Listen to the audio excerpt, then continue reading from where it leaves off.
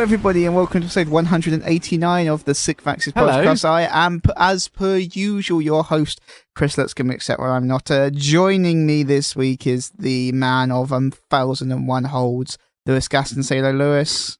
Hi.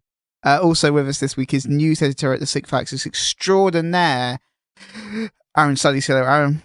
Hello. I like to pause there because you've got a choice of two. It could be Aran, it could be Tough Cub. You never know until I reveal it. That's just how it goes. I'm sure Maybe I'm Tough Cub in disguise.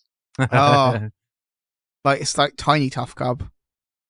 I'd be tiny Tough Cub. I don't think you and Tough Cub are it's official. Aran is now tiny Tough Cub. I don't think you two are kind of like. To be tiny Tough Cub. You're just gonna feed his ego. I just think of probably you two are the least likely to be able to disguise each other, like as each other of the people on TSA. We really are. Unless me and you got a big coat and you sat on my shoulders. Just together, yeah. Yeah, we could do that. Oh, exactly. That's perfect. Wrong but Fatty said hello before I even tweeted about saying hello, which is he's ahead of the game there. It's wonderful. Also, He's Benjamin Reed said hello. He's new to saying hello on Twitter. Yeah. He's not new on TSA. He's got the picture of a cat, hasn't he, for his... He might well do. I don't know. Anyway, Kev's not here. Didn't really talk about that. Kev is possibly on a narrowboat. Possibly in sure. the canal. Yeah. So yeah, Kev is possibly on a narrowboat on holiday. We didn't just ship him off. Well, probably didn't, as far as you know. He said he didn't want to be on this week because he was fed up with it. He said he's bored of it. He doesn't like anyone listening. He doesn't like us anymore. No, exactly. That's 100% what happened. He's become a diva. He has. So without him, I have to put the sound effects in afterwards. But anyway, it's time for the news. News. And as we have Aran, whose nickname is Newsman. Or Mini Tough Cub. Tiny Tough Cub. It's not Tiny Tough Cub. Why can't he be Big Aran? Okay. Aran's full name is Aran Newsman Suddy. Aran, what is the news? Because it's Gamescom this week, so we decided to do lots of news. Yeah. All the Gamescom news. It's not all the Gamescom news. It's just some Gamescom news. It's a lot of Gamescom news, but I just want to make a note to every PR person out there: don't release all your news at the same time, please. I don't think they're deliberately doing it. I bet they do. I don't think they're sitting around as a cabal. Send the emails at the same time. They have competition to see which ones can get noticed. Exactly. Do you think they're sitting in a room at Gamescom, and just all of them be like, "Okay, guys, 3, 2, 1, send." Yep, that's what they're doing. I bet Tef's egging them on.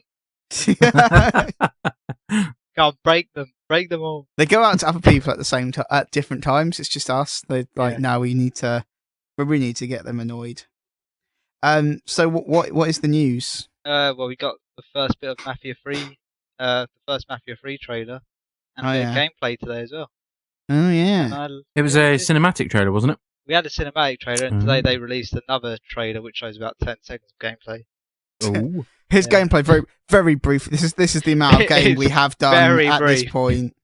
It shows two different parts with the main character Lincoln Clay strolling down a road. Then the next bit he's in a shootout. That's gameplay. That just feels a lot like we'd show you more if we had it, but we don't. That's it. This is the only 2 bits of work we've done so far. Yeah. We're building this game in a very weird way. Yeah. Just very tiny snippets of gameplay at a time. That's how we're putting it together. It does look good though. I like the change. Oh. I don't think I've ever played a Mafia game. What type of game is it? Well, Mafia 2 is the one I played. I didn't really play Mafia. It's open worldy. GTA style? Kind of, but with a more empty world. GTA meets Goodfellas meets Godfather kind of thing. Right. But it's good. Very good. But they've changed it here, so where Mafia 2 was actually part of the Italian Mafia, in Mafia 3 you're Lincoln Clay, who was part of a different mob who is fighting against the Italian Mafia. And it's set in the 70s, late 60s, early 70s. This one. Cool. While the other one was set in the 50s. Yeah, I think it was 50s. It also kind of had a very sort of feel like some of the Assassin's Creed games, in that they've got like stuff in taking over bits of the city. Was part of Mafia 2? Taking over parts, not really in Mafia 2. Mafia 2 was a lot more. Was it not taking over? I'm sure there was taking over parts. Like there was. They did that in the Godfather game. Oh, that's the Godfather. I'm thinking the Godfather game. You could take over parts of the city. Yeah, that was awesome. And then like people would come and try and take it back and stuff. Yeah. And then you had to go and like commit resources to defending it, and then it just became super easy because you could send like one guy and it would be fine. Yeah, that was the Godfather game, but I think they might be introducing that to Mafia 3. Oh, okay, that'd be pretty sweet. Because I really like that bit of the Godfather game. That's like the only redeeming feature of the Godfather game. The most of it was pretty terrible. Yeah, but that was fun. But I do like what I've seen so far, and it does look like, because at the end of the cinematic trailer they reveal the other 3 characters, and the old guy on the right does look like Vito, who was the protagonist in Mafia 2.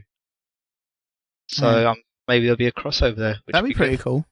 I'd be on board with that. Because Vito was a good character. Yeah. So I'd like to see what happened to him. Alright, also, Halo Wars 2. I'm not entirely convinced this was the game anyone wanted, but given that Halo Wars 1 kind of bombed a little bit. Did it bomb? I don't think it did fantastically, and also I did not think it was a brilliant game in the sense that most RTSs on consoles are not brilliant games. But this time you got Creative Assembly on board. Yeah, so... it might be. It was weird last time because it was like Peter Jackson's game studio. Yeah. For some reason. At least this time. Fucking confused. It was just such a confusing choice for like their first game. Was we're going to do the Halo RTS. And like, RTSs are quite. They're pretty niche games. Yep. You're going to need a developer who knows their shit. Which I think they've guessed this time. So yeah, Creative Assembly know what they're fucking doing at least. Yeah. But yeah, it does look. It's just a. I don't know. I personally, I think it's pretty obvious that they're like, we really need to release a Halo game every year. So, I guess this one, we've run out of ones to re-release now. Fuck. Well, they haven't re-released Reach yet. I could re-release Reach or 4. Halo Reach. Was 4 in the Master Collection? 4 was in the Master Chief Collection. 4 was in ODST? And they did ODST. ODST's done. Is in that, like, I think as DLC or something, DLC, but it is in there, yeah. Because they basically went, oh, why didn't we do this? This is just the Halo 3 engine. Like, we've ported that. Probably just put the levels in. Oh, look, it's dumb. So yeah, they've got Reach left. Reach is the only game that has now not been updated. That'll be 2017. Yeah, 2017. 2020. No, 2017 will be Halo 6, surely. Yeah, maybe. Yeah, then Reach 2018. There we go. Reach you heard it here first. Yeah, Reach 2018, Halo 7 2019, and then they're out of Halos. Halo Wars 3 2020. No, then they'll do like then there'll be like another spin-off in 2020. It'll be like Halo Reach 2. ODST 2. You couldn't do a Reach 2 the way that is. Not really. You could do like Ghost of Onyx or something. You could do like another story from the extended universe. Ghost of Onyx, I like Ghost of Onyx. Ghost of Onyx would be a cool one to do. That'd be kind of interesting because it's not Covenant-y, really. So that would make it quite interesting. Like Halo 4, where you're not just fighting the Covenant, you're fighting some other people. So that's kind of cool. But anyway, Halo Wars 2. I have not actually seen it, but does it look interesting? They haven't showed any gameplay. They're just like, we're making an RTS. It's a cinematic trailer. Okay. That they usually do, the kind of trailers Halo's known for, kind of like that. That's it. Yeah. Okay. Do we know anything about the setting? Because obviously Halo Wars 1 is set before the Covenant War, really. It's set on Harvest. One of the theories is that in the trailer, it's is it Tartarus from Halo? Don't know. Well, one of the characters called Tartarus. Apparently, it's him, a younger version of him, so it's set some point between before Halo 2, maybe. Okay, that'd be okay. I'd be okay with that. That's the rumor.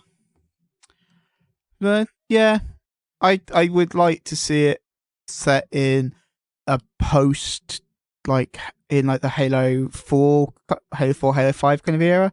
But I think the problem as well with Halo is that they don't really have a lot of ground battles that they talk about, really. No, no, they don't really, do they? The only ground battles they talk about are normally like either a planet basically gets glassed from orbit. Yep. Or devastating losses, like when the Spartan freeze, and they talk about that, and just all these Spartan freeze get fucking wiped out in a battle. And like, that's not going to be a fun RTS. Accurately depict this battle where all the troops died except for like 5 guys. Everyone else died. They're all dead. Yeah, that's the aim. So you'll play as the Covenant instead. Yeah, I don't know why they're not doing like a Halo. Do like Halo space battles, because space battles are a much bigger part of that series, and they are talked about in quite a lot of tactical depth in the extended universe books. Well, they might do, for all we know. Because that I'd be really on board with that, because that would actually be super cool. Because for all we know, that could be one of their main features. Yeah. Also, you would have to balance that very carefully, because most of the stuff that happens in the Halo space battles is just, oh shit, the Covenant are OP as fuck and just destroy fucking everything. That's pretty much how every battle goes in Halo. It's just that, I guess the Covenant are super powerful and have energy shields. Well, we're boned. Oh well, dead again. Yeah. Alright, Lewis, I know you're not interested, so let's talk about Fallout. No, I just have no knowledge of Halo whatsoever. Well, it's time to talk about Fallout 4. Woohoo! So, it was announced that Fallout 4, they're going to let you keep playing after the game ends? Yep, so once the main campaign's done, the world's still there to explore, do side quests in, all that stuff. Basically like all logical open world games. Pretty much, but they didn't allow it in Fallout 3. No, like pretty much all RPGs. Except Fallout. Yeah, it's like, hey, would you like to keep playing? Because that would be kind of awesome, but we're not going to let you do that. I quite liked it in Fallout 3, though. And I probably have to admit that in Fallout 3 was probably my first experience of, really getting into an RPG. So when it ended, I don't think I had the knowledge of wanting to carry on anyway, but I liked the fact that it had reached, an ultimate end, because I'd already explored a lot, and I left the mission till last, anyway. But with things like having played The Witcher now and games like that, I kind of wish that the game would have ended with the end of the story, because now I'm just pottering around. Like, I revisited Witcher today, and I'm just pottering around doing faffy bits that aren't enjoyable. The way The Witcher does it is you complete the game, but then when you go back, you return to before the end of the story. Before the end, yeah. But I just, like with Witcher, I just feel like I'm faffing around doing nothing really, because like I've said before, I've got to a level where nothing's really challenging me. I haven't got the DLC or anything like that yet, but I quite like the fact that Fallout 3 ended, but I also love the fact that Fallout 4 will continue and let you level up and enjoy the world that they've made. Essentially, what you're saying there is you would be happy whatever decision they made. Yeah, pretty much. Yeah, Lewis is easy. Long-winded way of saying just give me Fallout 4. Just, I want to play fucking Fallout 4. Why is it not November yet? Exactly, but then you've got Battlefront at the same time. Yeah. And talking of Battlefront Squadron mode looks pretty sweet, right? Yeah. Yes, it does. Reminds me of the days when I used to play Rogue Squadron on GameCube. Which is good, because Rogue Squadron is basically like the best Star Wars game. Yeah, pretty much. Yeah. Rogue Squadron. Yeah, Rogue Squadron. Everyone's all like, Knights of the Old Republic. I'm like, fuck you. Rogue Squadron is awesome. It doesn't really have a storyline, sure, but it's awesome because you get to fly spaceships a lot. Exactly. And shoot shit. It's pretty cool. And it was very faithful to the films. It was, actually, yeah. Mostly because they were like, man, writing a story is hard. What if just bits from films? That seems easier. Hang on a minute. There are 3 film stories already written for it. What if we do not retell those stories, but merely still moments occasionally? That seems even easier. Oh, man. Those games are kind of weird. Yeah. But no, that Battlefront Squadron mode looks really good. And it looks like the perfect game for multiplayer. Like that, I reckon that'd be a right laugh and really good fun with a group of mates and stuff. I think that'd be a brilliant game. Yeah, it's just like, I mean, given Hopefully they deliver on everything. But it's because it's kind of built for multiplayer. Like the single player isn't. It's sort of there, but not isn't. It's got like a campaign in it, but it feels like it's very loose or something. Is what I've. No, I just meant the squadron mode. Oh yeah. In particular, yeah. Yeah. But the game has got single player, right? I think it's got a campaign. Really, a proper campaign. No, it's there's just co-op missions, but that's about it. Yeah. Just like run around shooting. Pretty much. Which is, I'm fine. I like to run around and shoot stuff. Who doesn't? Exactly. Yeah. We must clarify that's in games only. Yeah, we're all just homicidal maniacs. Yeah. Unless Kris is trying to admit something here. The truth will come out one day. He's chosen 189 episodes to finally reveal what he gets up to. Yeah. But yeah, it does look pretty fucking awesome, right? It's just, but kind of everything about Battlefront looks awesome. It does. Just every time they talk about stuff. I think timing wise, they, with the hype around the film and stuff like that, I think they've picked a good time to release it. Absolutely. Yeah. I think the whole Star Wars hype train will just be in full swing by then. Yeah. Oh, it's already in full swing. Well, yeah. But it'll be like fever pitch because it'll be like months since release. Yeah. People will be sleeping outside cinemas. Things that do not look awesome. Tony Hawk's Pro Skater looks fucking. Have they ever looked awesome? They kind of did. They were. I don't know if they looked awesome. Looked okay, but this time round. But they looked of their era. You know, they didn't look brilliant, but they were like, oh, this is a game. And now it's like, oh god, why? Is this a game? They've added shell shading 2 months before release. Really? I haven't actually seen the stuff. I was just go on the site. I'm gonna find it because I just assumed that we would go look at the screen. Because you were like, hey, Tony Hawk's Pro Skater. I was like, I will take any opportunity to shit on the new one because it looks fucking terrible. Let me see if I can find the link. It's probably the news tab. Got to be because I wrote it up last night. Oh, I found it on Eurogamer anyway. Don't worry. Oh right. Oh okay. I just typed Tony Hawk's. I typed Tony Hawk's Pro Skater into YouTube and Eurogamer came up. That's actually to YouTube Eurogamer. Sorry, that looks. In their defense, that looks less bad than it did previously. Yeah, but it doesn't look good. That's not the argument I'm making here. My argument is purely it looked terrible before. Just look at their faces. They don't. Even the characters don't want to be there. No. Look at them. Look how depressed they all are. It's also super weird that they were like, we're going to do cell shading. What, on everything? No, just the characters. Yep.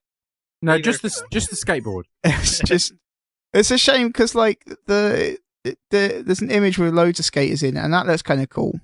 Except for their faces. Yeah, their faces do look terrible. But like that looks kind of cool. But overall, it looks, man, the rest of that game looks fucking dreadful. They're gonna kill the series with this. That's probably what they're aiming for. Like, fuck off, if we release this, we never have to do a Tony Hawk game again. The thing is, though, looking at the rest of it, like, if they cel shaded the entire world, it actually would kind of work. But just cel shading just the people is a really weird choice. Do you think they heard people like the developers went, oh shit, people think this looks awful? That's blatantly what happened. Cel shading. Cel shading. People like cel shading, right? That fixes stuff. That's exactly what happened. Oh man, it's just why bother?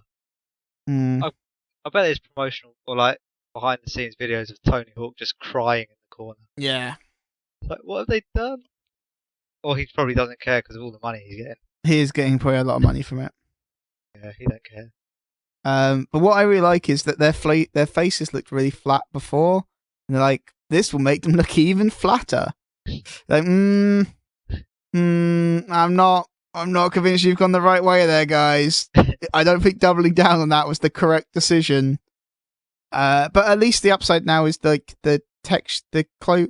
Actually, this is the weird thing. The textures on their clothing were always super detailed. Yeah. Like even in the old stuff, the clothing was like, oh, this clothing looks really realistic. Amazing. Everything else. It's just there's one like there's an art. I feel like there's an artist and engineer have teamed up and like, okay, between us two, we can make the clothing in this game fucking sick. That was what was wrong in all the old Tony Hawk games. The clothing was just terrible. It didn't ripple as you moved. We're going to fix that. And the rest of the team were like, yeah, I guess we could make a game. Maybe. Right? The character models are actually okay, but the clothing's so good, it makes it look bad. Yeah, I just find it really, like, you get this with games occasionally where they just, like, there's one element that is absolutely incredible, and that's what it is here. It's the clothing is absolutely amazing for some reason that I simply cannot parse. It's so weird, just such an odd art style. But the cell shading kind of helps a bit. But A little bit. cell shade the whole game, guys. This would be game of the year. Oh man. Could you imagine? Yeah. I don't see this Eurogamer article claims that scenery has cell shading, but the scenery does not look cell shaded to me. The scenery kind of looks the same. Whereas the people definitely look cell shaded. The scenery looks kind of like pretty much exactly the same as it did before. Have a look. See, I'm going to check on the a little bit TheSixthAxis cell site. shaded. Yeah, I'm on TSA. They're a little bit cell shaded. Kind of. Yeah, no, they are. But Yeah. the people are definitely, it's much more prominent on the people. I guess maybe that's why I didn't think it just doesn't. And also, I think the reason it doesn't work is they've clearly cell shaded shit that was not designed to be cell shaded. Yeah. So it just looks really weird because the geometries and stuff haven't been built to really highlight cell shading. So see, I'm not going to lie. I'm on TSA looking at the screenshots, and I don't think it looks that bad. But also, do you think it looks like?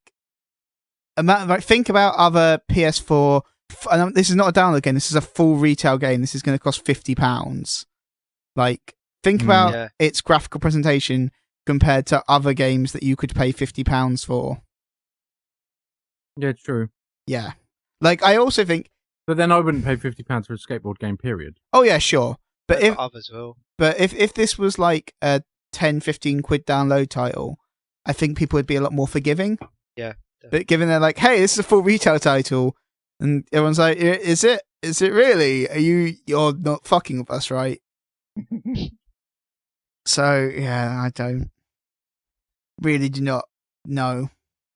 I really want to like this game. I really like the old Tony Hawk's games. I even liked stuff like Underground and Underground 2, which other people fucking hated. I really liked that, even though the story and stuff was not good, it was at least, hey, maybe we could try and do something that's not just what we've done 3 times previously to this series. But this is, boy, this is not good. I mean, to be fair, it is a step up from the fucking one with like the physical skateboard. Remember that? Oh god. Remember that? They were like, here's an actual skateboard. You're like, no one has room for this. And the skateboard never calibrated anyway. No, it's just, why did you do this? Terrible idea. Lewis, you're excited about Mirror's Edge? Yeah, well, I wouldn't say excited. I'm intrigued. I don't like Mirror's Edge presently. I played the first one, and I just thought it was all a bit samey and a bit boring, and people just got a bit hyped because you were free running in first person mode, which I just thought was a bit meh. But no, the trailer for the new Mirror's Edge came out at Gamescom, and it just seems a lot more. It seems a lot more of a game.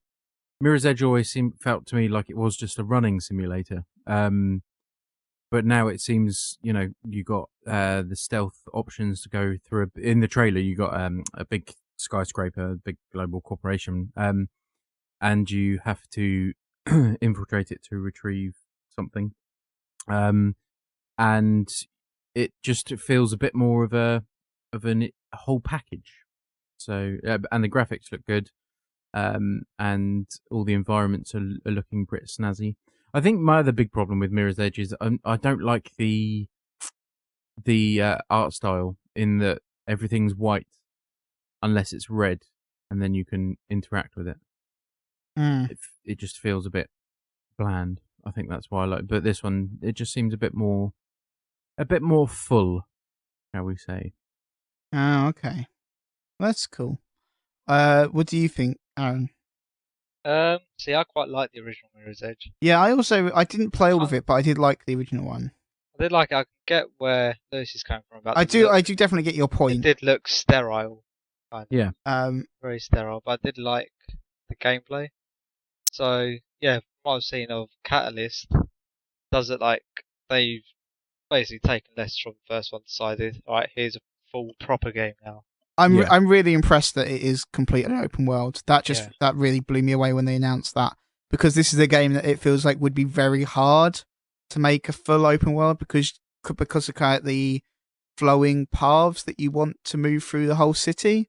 That seems like that would be just time consuming to build a city in that way. There's probably dead ends and stuff around there. Oh sure, but even so.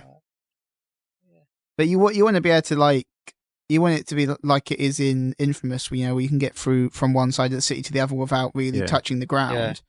Yeah, because with the likes of Infamous and even Batman, you can go from one end to the other, like you say, without touching the ground and using various tools and stuff. But the problem Mirror's Edge has with trying to make a convincing open world is that you not only do you have the entire environment on the same plane as you, but you've also got the different levels of the buildings and how, like Aran says, how are they going to make a transition from one thing to another? Because they're going to have lots of vents, lots of pipes and all sorts going on, able to make that a true free running experience. Yeah, absolutely. Whereas, like I say, Batman and things like that, and Infamous, you've got lots of jumping and climbing and grappling and things like that just to a superhuman level that they don't have in Mirror's Edge. Obviously, she's jumping and climbing, but she isn't able to, jump entire buildings or use other tools to zip wire around the place. Yeah, that's definitely true. It kind of makes it a lot, as I say, just because you are so much more, I wouldn't say necessarily limited, but because kind of the movement mechanics are just narrower in scope than it is in Batman or Assassin's Creed. Yeah, I think that just makes it a really, as I was saying, just an interesting design challenge, more than even like thinking of it. Yeah, I'm sure the gameplay's gonna be fine, and it's gonna be very different. But I do think that I just can't imagine how long it took the designers to sit there and just being like, okay, we need to make this this path perfect. Kind of like when you had like the super long combos in the old Tony Hawk games. Yeah. But then across an entire city seems ambitious. At like best case scenario is like, oh, this is an ambitious game. Well, Joe, I'm sure nowadays I'm not the most technical when it comes to coding and all the programming nonsense, but I'm sure there's technology nowadays where you could put in a few criteria and it would generate a certain portion of the map with connections built into it. Yeah, I guess maybe that's what they've done, is they've just gone, hey, place buildings in such a way that we can do this kind of thing. Yeah. Or don't place buildings further than this apart, and make sure or if they're further than that apart, include a vent or a pipe or a ladder or something like that. Make sure the roofs are at like this difference in height and shit like that. Yeah, it's gonna be. I just think it's gonna be really interesting. Yeah, I'm interested. Like Aran said, this looks like the full game. Whereas before, I felt like Mirror's Edge has always just been a bit meh. Yeah, I definitely agree with that. This feels like it's finally getting a full game release. Absolutely. I think my other thing about it is going to be like, it just feels like you're going to trend downwards in the city because you can't regain height. Yeah. Yeah. Like you were saying, Lewis, in Batman, you've got like the grapple claw and stuff, right? So you can get back up to the top of a building. But she doesn't have that. Unless she does, which is awesome. But you know what they'll do? What? Slant the roofs. Oh, I guess so. But it just feels like unless all the roofs are basically the exact same height, you're just eventually gonna be like, oh, well, I guess I can't get back to that place I was before, so let's go down a bit. Unless, and this would be fucking sweet, unless there's shit like, hey, you can jump off a building, just smash through the window, and then use that to get up to the roof of a taller building. A bit like Cannibal. Yeah, that'd be pretty fucking awesome. But the trailer for Catalyst, she's smashing through windows and running through windows of the building. So that's probably part of the game. That would seem like something is possible. just jump off a roof, smash through a window, and get in an elevator, and then you got like 2 minutes of while she's nursing her cuts after smashing through a window. Get to the roof access, done. She must have a lot of stamina. I just get worn out looking at the trailers. It's like, I need to go for a lie down now. The other thing we wanted to talk about quickly was Microsoft's conference. Aran, you felt it was quite underwhelming. I say fuck you because it had Crackdown 3 in it. But why did you think... I haven't seen the full thing. I've been very busy this week. But why did you think it was underwhelming? There were no surprises. We knew exactly what was coming. Maybe except from Halo Wars 2. We knew pretty much everything they were going to announce. We knew Scalebound was going to be there. We knew Crackdown was going to be there. We knew that Halo 5 would obviously be there. So it wasn't that standout moment. Whereas like at every other conference except maybe Square Enix's, that was so boring. Yeah. Apart from that conference, each other conference that we've seen this year has a standout moment or a few of them. This time it's like, oh, that's nice. Even the gameplay from like Crackdown and Scalebound, while looking good, didn't blow me away. It's not like, oh my god. I have to, because Crackdown, when I first got my first 360, Crackdown was the very first next gen game that I played. Crackdown 2. It was just the first one. And I fell in love with that game, and to the point mixed with plugging in my iPod and being able to listen to music through the Xbox and all that lot. I absolutely love Crackdown, the first one, and then I got rid of my 360. Was unable to play Crackdown 2. So Crackdown for me is the one game that would probably cause me to buy a Xbox if it was worth it. That's the franchise for me that would sell a console, to me at least. And I think I agree with you. When I saw the trailer for it, I was super impressed by all the multiplayer destructible environments and things like that. But overall, and I know it was pre-alpha footage, but it did look quite sterile. Yeah. It seemed, because there was destructible environments, that they weren't able to then have high-res textures, or so they'd gone for the sci-fi look of a matte finish. And that's... I sat there, and see, I kind of like the look. I like it, and in some ways I can see it working, but it's the fact that in Crackdown, the first one, there was, there were nice textures, and it looked like it was cell shaded. Sorry, I've got a bit stuttered then.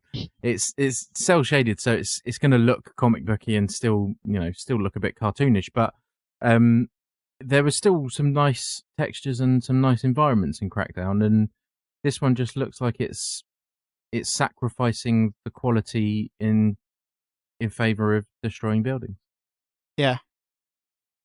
Which I don't know if Crackdown needed. That isn't what Crackdown was about. Crackdown was about being able to leap over buildings and being able to scale buildings. It wasn't about destroying the place. Taking out gangs. But what you've forgotten there is it is kind of fucking awesome. No, not. I imagine it would be a lot of fun to play a big multiplayer game where you could just raise the city to the ground. But like I say, I don't know if it necessarily needed it. It's if you've got the technology, for me, it would be keep Crackdown loyal to its base. Don't try and change it too much. And then perhaps come up with a new IP that uses this. Because Red Faction Guerrilla did it as well. You used to be able to destroy shitloads in Red Faction Guerrilla, and I quite enjoyed that game because of that fact that you could destroy things. But again, it didn't look very good because it had to sacrifice visuals for the power of being able to generate all these parts and blow shit up. So I just think Crackdown didn't necessarily need to be that game that allowed you to destroy an environment. It just needed to create a bigger, more vibrant city that you could, leap over and climb and investigate and do all the shit that you should be able to do in Crackdown. Because at its core, it is a brilliant game, and I love the mechanics of collecting the orbs to then upgrade your suit so you can drive better, you can jump higher, climb faster, and all that lot. I really enjoyed that, and I just don't think it needs to be sacrificed for destructible environments. I think they showed it too early. I knew it was coming, but yeah, that could be a thing as well. Ready? No. It's like they could have kind of held off, probably. Maybe given us wait a year. Yeah, and then proper gameplay. Yeah. It's like, here, just watch 10 minutes of us blowing stuff up. So yeah, hopefully, because it is pre-alpha, they could very well turn around and keep the destruction and have a better looking game. But at the moment, that's my biggest fears with Crackdown 3. I can kind of see where you're coming from about the Microsoft conference in a broader context, though, Aaron. Like, there wasn't anything surprising. I wasn't really expecting any shocks, because kind of what they'd said at E3 was this, like, hey, this is going to be the games we didn't mention at E3 that you already know about. Yeah, but it would have been nice to... Yeah, I think to throw something in. Because what they spoke about 5-10 minutes about bloody TV again. Yeah, but that's because they didn't talk about it at E3. So, like, we saw TV somewhere. Shit, guys. We forgot to mention TV at E3. Okay, no one watches Gamescom, it's fine. Talk about TV here. You can record shows, which you can already do on Sky and Virgin, every other fucking thing. Yeah, so. but this time it's in some way different. You need an external hard drive to do it. Yeah. The Xbox One. So, pointless. Right, anyway. I don't want to talk about that because fuck it. Time for what we did. What we did. God, I think you should do that again, but with a bit more effort. Yeah, what we did. Hey, I didn't mean change the tune entirely. So. Aran, you want to talk about Blues and Bullets, which I believe is like an episodic game. It is an episodic game, and it's a point and click adventure because that's what all episodic games are. Kind of point and clicky, part on rail shooter, part LA Noir investigation bit. Yeah, kind of a mix of things. It's good. It's all black and white with dashes of red, and it comes across as like an old 50s film, pretty much. Say, I don't know, Maltese Falcon and stuff like that. So it is very noiry. I'm gonna make up words now. The story does take real characters. So you got Al Capone and Elliot Ness, who was the leader of the Untouchables, who went to take down Al Capone. But it's set after their big rivalry in the 30s. It's set in the 50s when they're both kind of not important anymore. Capone's been in prison, he's come out, he's just retired. Elliot Ness now owns his own diner, he's a retired cop. But then they get dragged into, they get dragged back into a new thing where Capone's granddaughter gets kidnapped by this cult, and he wants Ness to help him because everyone else he either is suspicious of taking his daughter or doesn't trust him. He only trusts Ness because he knows Ness hates him, but he'll help the girl. Yeah, it's good. I liked the on-rail shooting bit was a bit average. I didn't really care for that. But I liked the investigative bit. So in LA Noire you have to go around and investigate, pick up evidence, and see what clues it offered. It's similar in this, but once you get a piece of evidence, it comes up with a board, and you've got to place the evidence piece. So you have to work out if it's either part of the motive that the killer may have had, part of the reason, the motive, the way he was killed, how the event went down. So you've got to kind of place it and work out how a crime took place instead of just saying, "Oh, this happened," and then letting a cutscene play. But yeah, I liked it like that because. So I like the sound. The thing I'm interested in is because obviously they're real people. Yeah. Have they taken creative license with the life? Because obviously Capone died in late 40s. Yeah. Oh yeah, they've taken. And then, but when he left hospital, he was ill, wasn't he? And then got. Oh no, because childish minded or whatever they call it. In Blues and Bullets, it's an alternate timeline. Right. Okay. So say, for example, the Hindenburg disaster never happened. In this alternate timeline, the Hindenburg's a really posh hotel that floats above New York City or Chicago, wherever it's set, and you have to be like ultra rich to go up there. Nice. But yeah, it's all alternate stuff. So most of it is stuff you recognise, but then they've taken parts of history and changed it a little bit.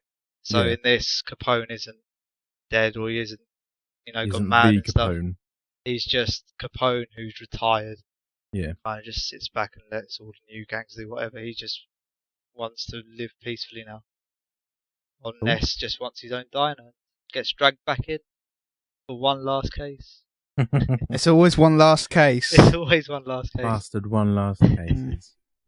Yeah, it's good. The opening episode sets the basis and does raise quite a lot of questions, but it kind of draws you in. But there are moments I like, oh, this is going a bit too fast.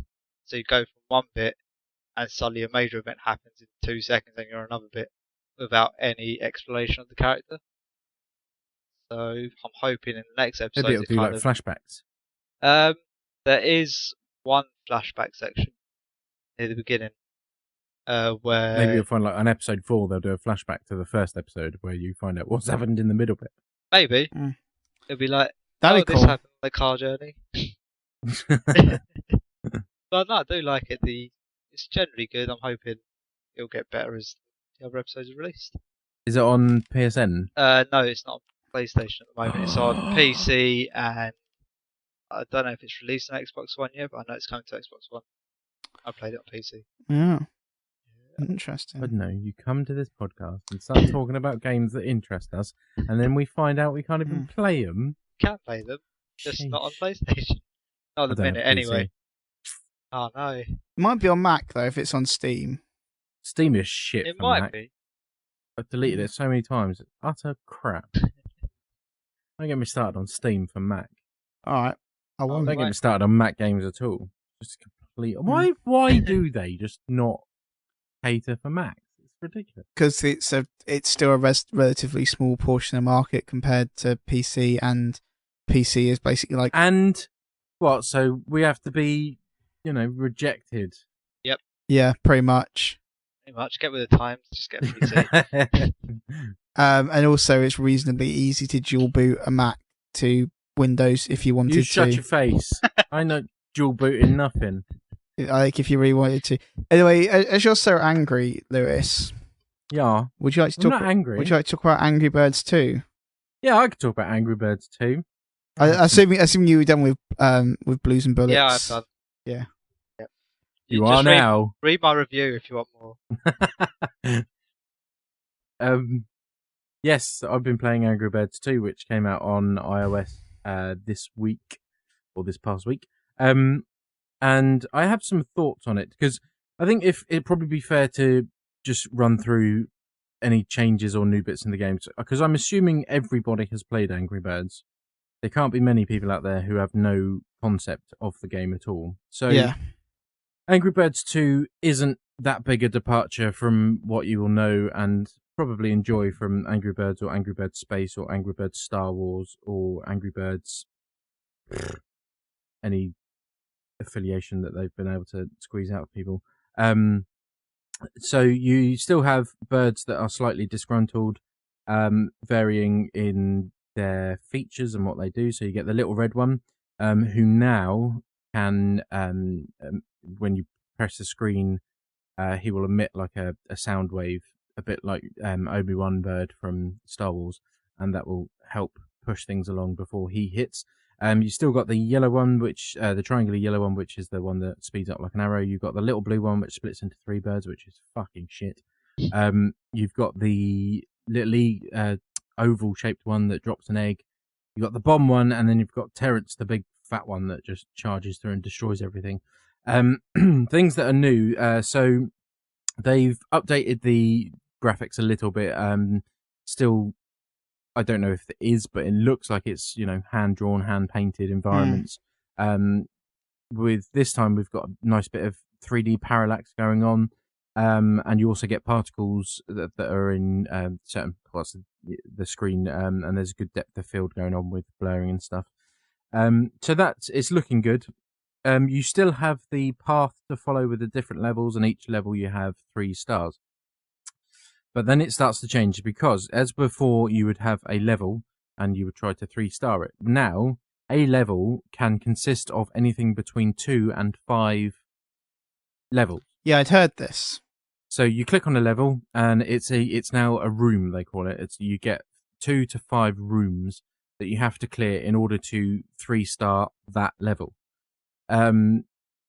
So, and then you start off with a set number of birds. So I think you start with, say, 3 or 4 birds that are now in the form of playing cards in the corner. So you can choose which bird you want to use, pretty much as standard. And away you go. And then you've got a score meter that adds up, and once it hits full, you get an extra card to add to your deck. Because if you say you get a level that is 5 rooms in duration, you have to be able to clear all 5 rooms with your set number of birds. So let's say you start with 3 and you don't get you fill your score meter and you don't collect any golden pigs. That means you only have 3 pigs to destroy 5 levels, which if anyone's played Angry Birds will know that that's pretty much nigh on impossible. And that's when things start to, for me, really piss me off. Because I love the game. It is just an enjoyable bit of fun that, you could spend 5 minutes on, or before you know it, you could spend hours on it. But for me, there are a few things that I think are a bit underhanded. The birds, although they stay the same, are now upgradable. So you can collect feathers that will upgrade your birds, and you start off with standard birds, and then once you've got 100 feathers of that colour, that bird will become bronze, and then it will go to silver and gold, etc. And do they become more powerful as you... I would assume so, but the only sort of bit of text that mentions anything about the leveling up is it says it gives you a higher score. Well, that's kind of more powerful, I guess. It is, but I don't think it has an impact in the in-game ability. No, but it's still useful if you're playing for like high scores. I suppose so. So your birds are now upgradable. The levels are seemingly randomly generated. So if you fail a level, it isn't like the other ones where you can go, right, well, I know what to do now. I'm just going to angle it a bit differently and do this. Because you could come back and it'll be a completely different layout. Yeah. With different obstacles and different materials.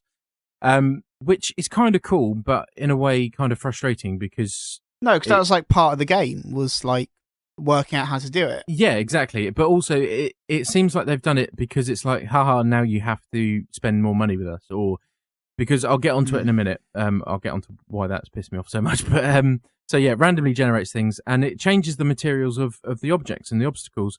And the other thing that I've noticed is it doesn't behave the same as the other Angry Birds games. So the big fat one, Terrence, for example, he used to be able to just charge through and destroy pretty much everything. Whereas now he seems to get in a bit of trouble when he meets Stone, which never really happened. And now it just completely feels a bit like they're cheating. Because you send Terrence in and you're like, he should just bowl it all over and destroy it. But he doesn't. He just like hits the first obstacle and bounces off, and you think, well, that's just wasted a fucking bird. Well done. And I realised that this... I like how angry you are about it. I know, fuck's sake, fucking birds. I do realise this is a stupid thing to be angry about. It is a free iOS game, for God's sake. It's not like I've paid 50 quid and it's like next generation. I realise how stupid it is, but it just annoys me that a company that has made a lot of money off of a game that seemed to be made for entertainment have completely changed their way of working. Because Angry Birds 2, to me, does not feel like a game that has been designed or made for the primary purpose of being entertaining or enjoyable. It seems to have been made from the ground up with the sole purpose of getting money out of people. Which is fair enough. I understand that's how the free-to-play mechanic works, but I think, well, at least give me a choice. At least put it on a version on the iOS that doesn't include all that shit. For $5.99, I'll pay it still for Angry Birds 2, because there's 250 levels, and each level can have up to 5 rooms within it. That's a lot of entertainment that would give me. So I'll be happy to pay 6 quid for it. But so this is where I start to get a problem, because like I say, to me it feels like it It's been designed from the ground up with the free-to-play mechanic in mind, and they're going to run with it.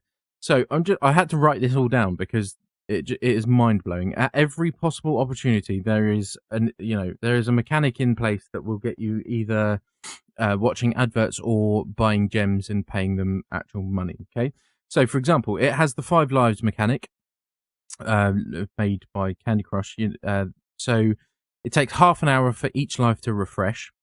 So that already limits. Yeah, okay. That already limits your, the amount of time you can play, unless you are that good at it that you clear every room without losing a life. In which case, you can reach level 250 easily. But I'd like to know if anyone actually is capable of that, because it's not possible. So once your 5 lives are over, you can either watch an advert to get a free life, which fair enough. That doesn't hurt anyone, and if you're happy to wait the 30 seconds, it's not going to be a problem. Or you can refill your lives for 60 gems. Okay. Now, gems are where you would pay money to get actual rewards. So, for example, 79p gives you 80 gems. £2.29 gives you 260 gems, and then it goes all the way up to 5,700 gems. Will cost you $39.99. Okay. Gems are also used to pay for when you are playing a room and you run out of birds. If you run out of birds, you will get a screen that comes up and says, "Oh, you're out of birds. You can either quit the level, give up, or you can watch an advert for a free life, or you can use gems to get 3 free lives." They're not free because I'm having to pay for gems for them. So 60 gems will give you 3 that's cards. That's not what the word free means. I think they've got a fundamental misunderstanding of what a word means at that point. So 60 gems will get you 3 free birds to continue the level on with. Okay. Watching an ad will also not be an option after a certain while. I think there must be a limit to the amount of ads you can watch in a day, because having played it for a bit, it stopped giving me the option to watch adverts to either get a free life or to retry the arena. So they take away that ability from you after a while, because they realise that people will do that all day long and they won't earn any money or any real money. You now, as well as your bird, you also get spells. So you get things like the giant eagle that's in the update of the original one that comes across and swoops everything along. You've got things that increase the size of the pigs. You've got chilies that destroy certain pigs, and so on. 20 gems will get you 1 spell if you've run out of spells.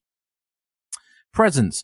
You will find presents throughout the game for your friends that you can send on Facebook. Now, I'm not on Facebook, so I don't give a shit. But the thing that really pissed me off, and so much so, because like I said, I'm not on Facebook, but it really pissed me off just the whole principle of it. So I've collected quite a lot of presents because I don't give them to anyone because I'm not on Facebook. However, if you play a level and you run out of birds and you die and you just want to press give up without watching an ad or getting any free birds, if you press give up, it will say, "Oh, you've given up. You're going to lose a friend's gift." Well, I'm sorry, you're going to take presents away from me because I'm choosing to restart rather than watch an advert or buy gems to get free birds. Yeah, that's what we're going to do. So it takes away the presents that you win because you died, basically, which really fucks me off. Like I say, you also got the arena.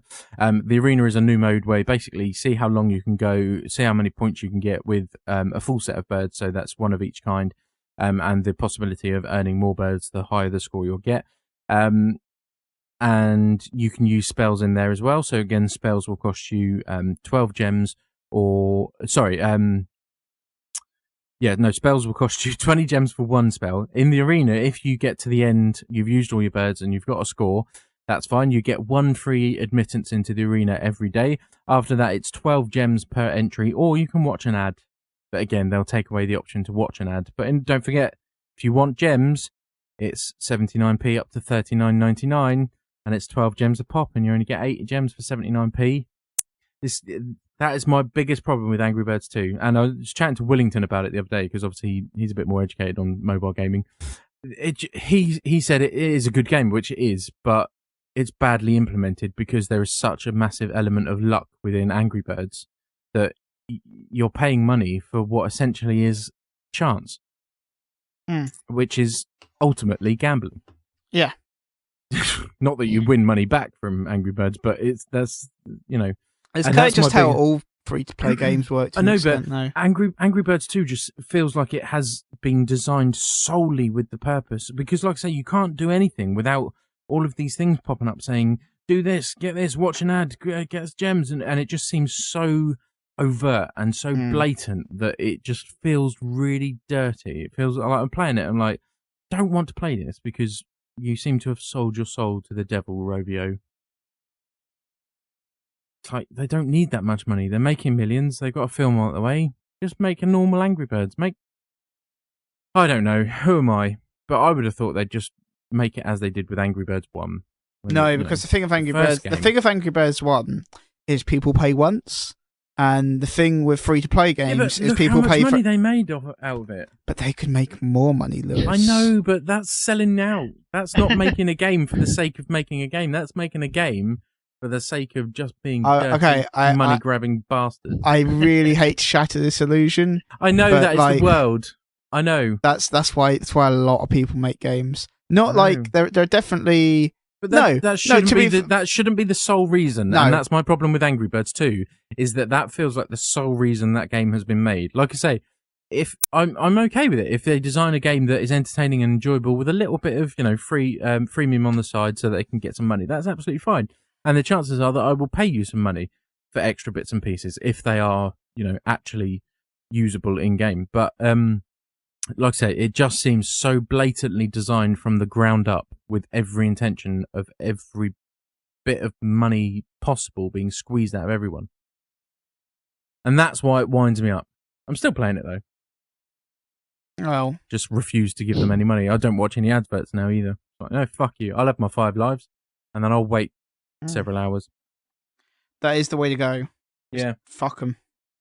Fuck them. I realised that was a very long spiel about what is necessarily, a cheesy little iOS game, but that's how I feel about Angry Birds 2. That's my major issue this week. You can be angry about it. So because we did so much time on Gamescom, we're gonna cut what we did short this week and move on to question time. We only have a couple of questions, but Benjamin Reed says, is anyone excited for Metal Gear Solid 5's release? The Gamescom footage has some real Kojima moments. Wormholes? ? Exclamation mark. I haven't seen the Gamescom footage, but whether there are wormholes in that game now? You know what, everything I said, I'm genuinely confused about Metal Gear Solid 5. Everyone's genuinely confused about I don't understand it. What is it? It feels like it's like 6 games. But, yeah, what is it? It's like, it doesn't look like it's a Metal Gear Solid game at all. It's like some weird... And every picture I've seen has got like pictures of Snake or whoever. That's the other thing. I'll lose track of who the character is. Is it Solid Snake now? Is it Venom Snake? Is it Big Boss Snake? Who the fuck is it? This is both. This is Venom Snake and Punished Snake, who is. But they're just code names for Big Boss. Basically, you're just playing as Big Boss. Right. Okay. Which again, it's all very confusing. But the only thing. Yeah, I was talking Tough Guy through this the other day. It is confusing. I've seen pictures of like whoever just covered in blood. Like what? What is that picture? Quiet. That's what? The people covered in blood. You got Big Boss, and the other one is Quiet. The sniper woman, sniper lady in a bikini. Yeah. Who's like, I wear a bikini. It's like, this seems not. Oh no! It's my military uniform. But Kojima says there's a reason for it. No, why is it Quiet? Fuck Kojima. There's not a reason for that. Quiet. No, Quiet is her name. Her name is just Quiet. Oh right, Yeah. see, That's her name. Quiet. What is? Oh right, and see again, all very confusing. I don't know if it's just because I get very confused by Metal Gear Solid 1 or the one on PlayStation. Yeah, was great. I got my head around that. Metal Gear Solid 2 got my head around that. 3 was a pile of pants. 4, I was like, this is a good game, and then it got to the end. I was like, I have no idea who you are. Also, to be fair, come on, like Metal Gear Solid 2 is good until you get to the bit where it's like, here's what's actually been going on this entire time. You're like, I don't understand anymore.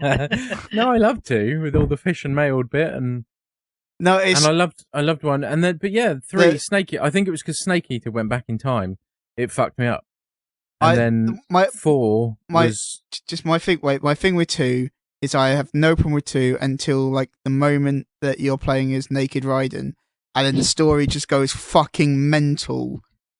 I like that, and from what I remember, I wasn't confused by it. It's just the I must have known what was going on. It's just the fact that there's like no hint that any of this other stuff is going on at any point in the game, and they're like, by the way, also this whole thing's a huge government conspiracy. And you're like, wait, what? Like, yeah, there's a shadow government and stuff. Don't worry about that. Oh, the lilo. Yeah. See, no, that was a great storyline. I love that bit. It's just because it just blindsides you and comes out of nowhere.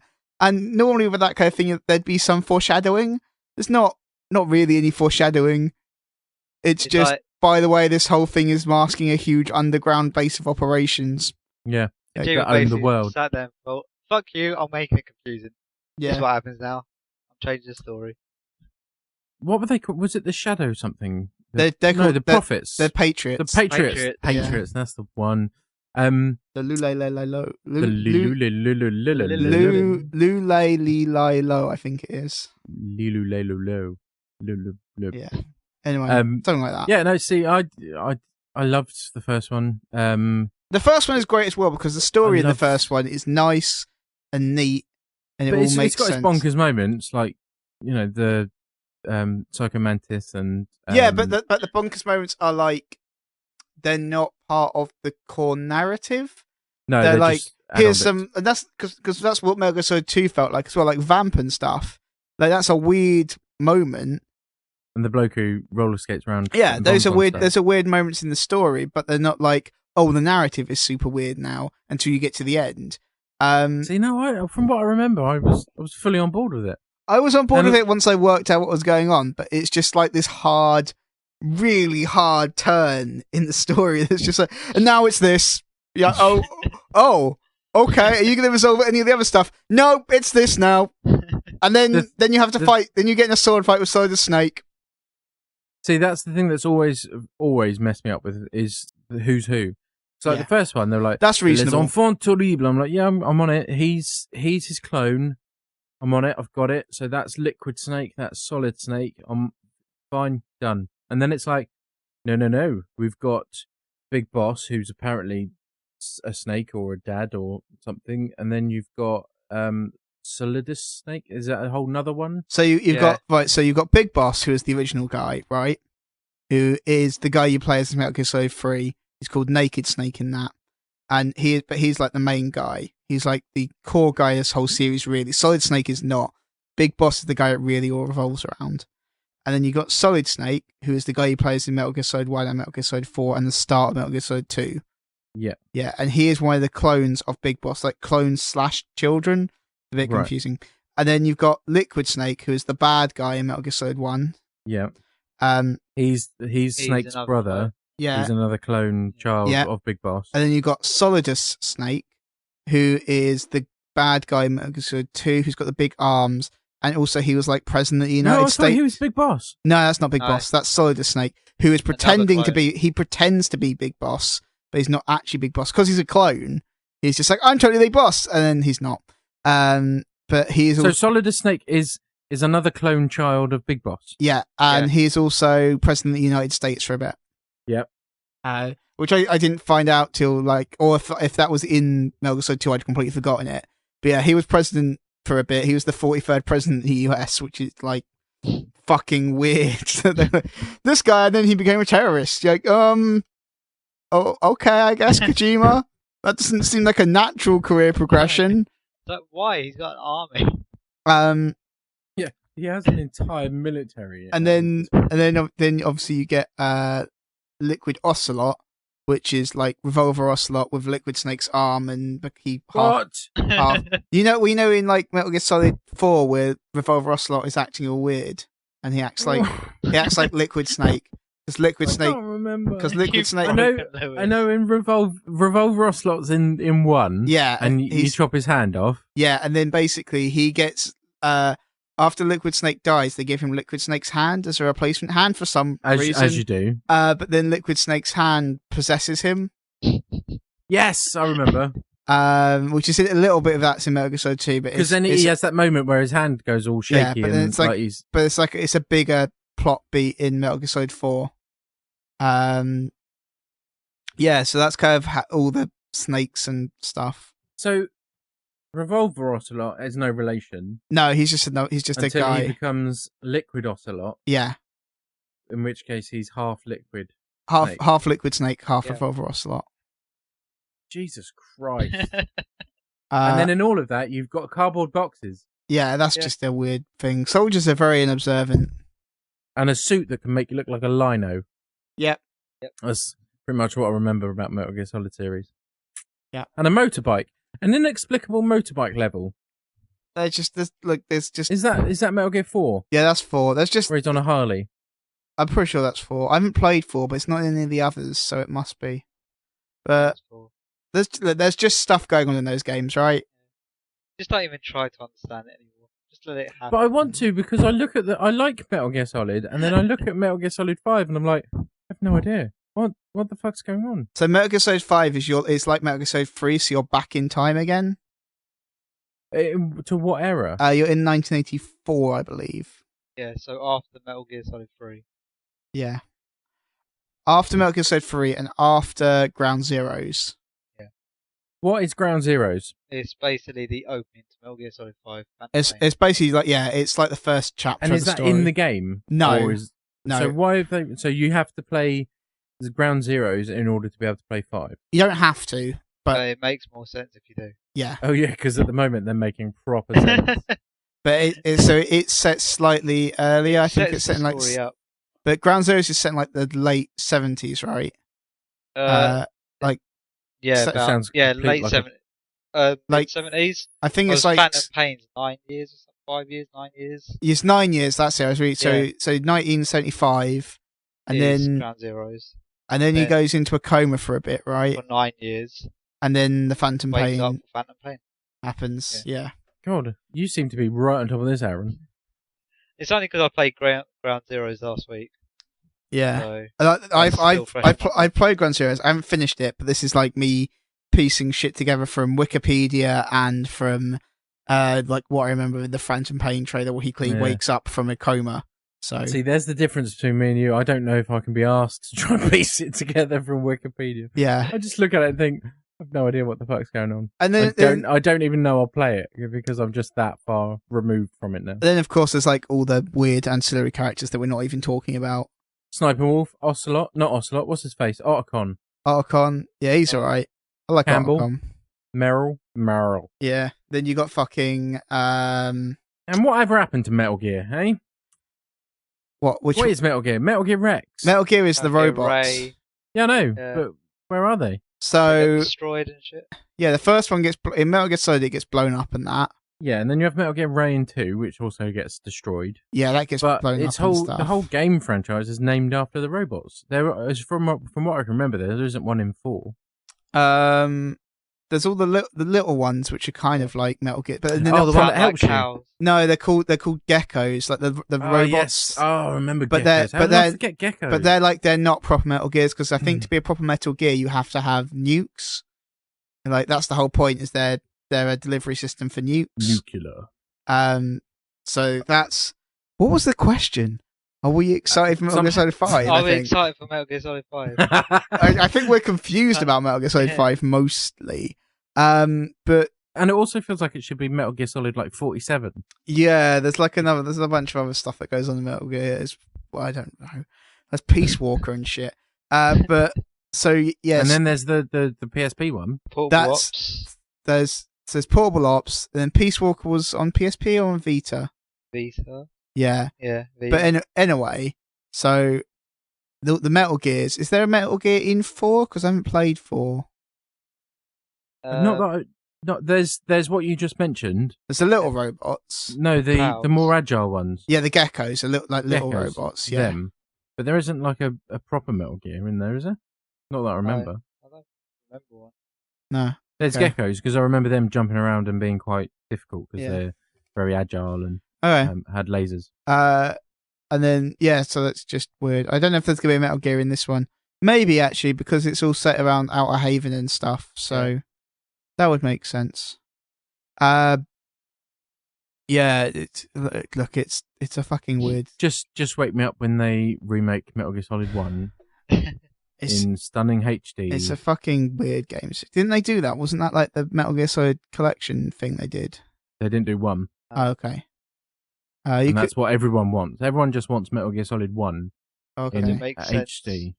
Yeah, it makes sense. They can keep Guns of Patriots and Metal Gear 5 and Ground Zeroes and all that shit. They can keep all that. The only bit I didn't like in the first Metal Gear Solid is when you get to Sniper Wolf and you have to backtrack to go and get the fucking sniper rifle. No, the moment that comes where you want to kill yourself is when you realise that Meryl's code is on the back of a box that's been sat in front of you for 4 hours. Yeah, that's a fucking weird moment. Because we didn't have the internet back then. Yeah. We didn't have smartphones where we could just type in. I think that's like the first that's the start of Kojima's descent into madness, right? Did that fuck people over who rented the game? Yeah, I rented it from Blockbuster. It's like 2-night rental. It's like, well, I spent the first night trying to work out a bloody code, and then you don't get the box, so I had to go around my mate's house and bought it because he was richer than us. Those are the days. That Metal Gear 1 has, symbolised a lot there. You can't go on the internet to look up for tips and reviews. You couldn't go on YouTube. You couldn't own the game, well, unless you could afford it. So you'd have to go to Blockbusters to rent it. Oh, times have changed. Kids never know our struggle. No, now it'd just be like 5 minutes. They'll be like, give up. Well, just YouTube it then, find out what code is. The other question we had came from Ron McFatty, who wanted to know, have any of us pre-ordered a Steam controller and what do we think of it? Nope. And I think it's weird. I've not, because as you may have heard earlier, my attitude towards Steam. You hate Steam. The most pleasant. Yeah. It's just, it's because it's Mac. It's. Give me some options, please. Get a PC. There's your option. Well, apparently you can double boot a Mac as a window. Dual boot, not double boot. Dual boot it. What? Dual boot, not double boot. Ah, well, I know it was 2. Just a fancy way of saying double is dual, isn't it? What I think of the Steam controller is that in a lot of ways it reminds me of an N64 controller. They were amazing. It just looks like a hot mess. But they were functional. Sort of. Can't be any worse than the 360 or the One controller. I know. Why are your analog sticks off? I'm fine with those controllers. Yeah, those controllers are fine. Why would you have one Why would you have one analog stick up and then one down? It's unnatural. I don't know, but it works for me. I'm fine with them. That's because you're unnatural. This is like they've said analog sticks are not good enough for them, so they've got touch pads instead. But then also there's there's an analog stick. But every controller has an analog stick and a D-pad. No, not a D-pad. A touch pad. Two touch pads. No, so instead of so it's got a left analog stick. Yeah. But instead of a right analog stick, it's got a touch pad. Oh. And also the D-pad is also a touch pad. Yeah, that seems a bit weird. Yeah. Mind you, an analog stick isn't that big a departure from a touchpad. No, it's just kind of weird that they were because the original design just had 2 huge, all-encompassing touchpads on it. These absolutely fucking massive touchpads, and they've redesigned it. It also just looks really uncomfortable. I'm gonna have to have a look because they've kind of borrowed quite heavily from the Xbox 360, Xbox One controller design. But then instead of those where they've got reasonably long arms, they've kind of made them stubbier and fatter, so that looks really uncomfortable to hold. Oh dear! And it looks like the center of mass looks like it's in a really weird place. Yeah, no, that is odd. I thought you meant that the touchpad would, like on a PS4. No. Would be next to each other. Yeah. Then that wouldn't be that big a departure. But that is odd. Yeah, are you looking at the current version? I'm looking at the on their pre-order Steam controller. Okay. Yeah. Because the original version, the original version was even weirder. It had no buttons. Yeah, this is pretty weird. Oh, I can see the original one. Yeah, that's crap. Yeah, the original one's like, what were you doing?